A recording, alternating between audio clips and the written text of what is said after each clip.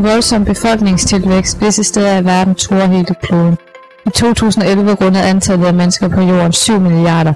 I 1960 levede der kun 3 milliarder på kloden, og det lave fødselstal hos sig selv kan få ufattelige konsekvenser for vores efterkommere.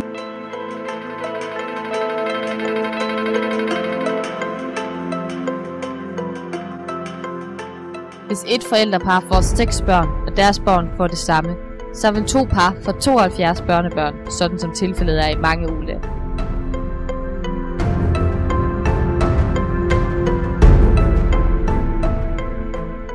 Hvis hvert forældrepar derimod kun får 1 barn, og deres barn følger deres fertilitetsmønster, vil befolkningstallet uden ind- og udvandring, og kun svagt stigende gennemsnitlig levealder, falde til 1/4 i deres børnebørns levetid.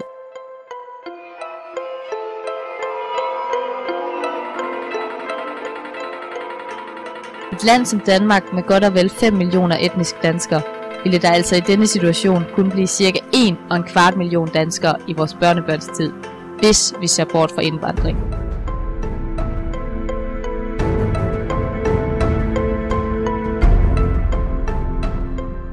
For at bevare befolkningstallet i Danmark, skal hver forældrepar have ca. 2,1 børn. Langt de fleste kvinder skal altså føde 2 børn og nogen 3.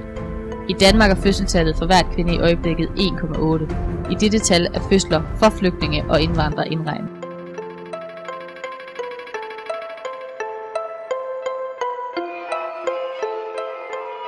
I Tyskland får et par i gennemsnitligt 1,38 børn. Dette tal indeholder også mennesker af fremmed herkomst og uden tysk statsborgerskab.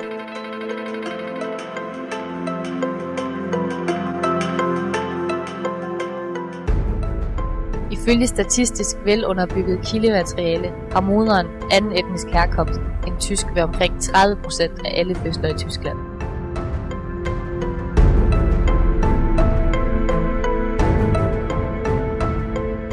Visse lande i Mellemøsten, f.eks. Irak og Yemen, har fødselstallet per kvinde i perioden 2005 til 2010 ligget på henholdsvis 4,1 og 5,3 børn per kvinde.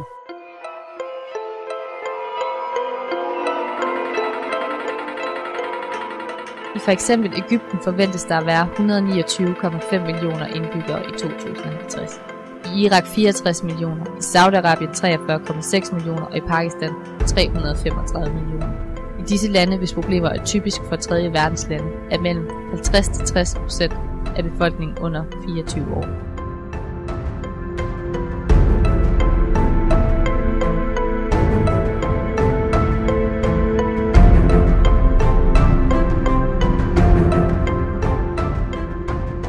Som om det ikke var galt nok, hele den arabiske verden, 22 lande i den arabiske liga, havde i 1999 et bruttonationalprodukt fraregnet olieproduktion, der var mindre end Spaniens.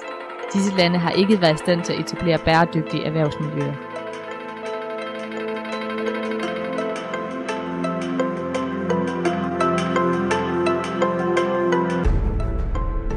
Den dag olien tør ud, ramler det hele sammen i Mellemøsten.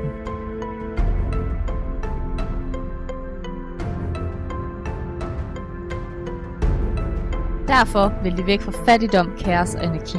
Målet for deres flugt er Europa.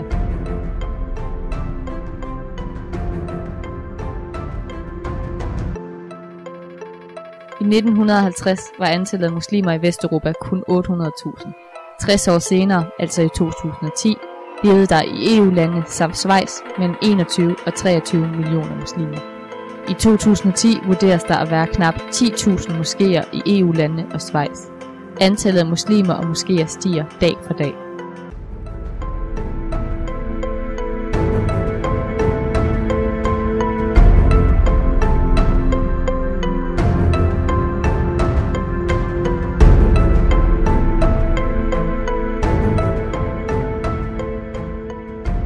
Allerede få år efter islams opståen måtte uskyldige betale en høj pris for muslimers voldelige opførsel.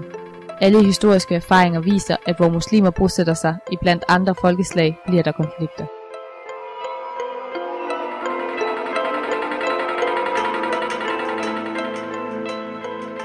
Indvandrere bringer deres kultur med sig.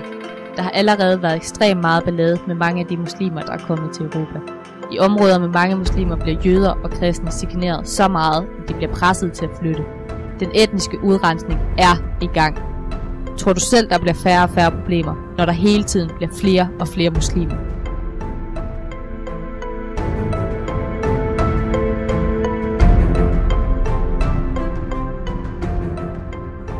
Hvor længe vil du ignorere den pris, dine børn og børnebørn kommer til at betale for din passivitet?